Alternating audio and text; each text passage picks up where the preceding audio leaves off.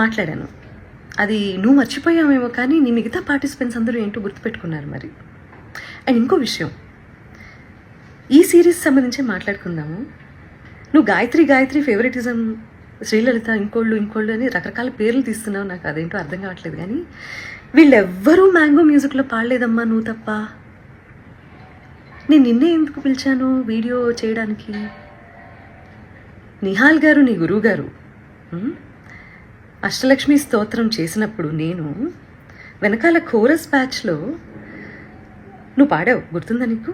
Record చేసినప్పుడు video shoot చేసే టైంలో నేను ఒక్కదాన్నే షూట్ చేయొచ్చు తల్లి.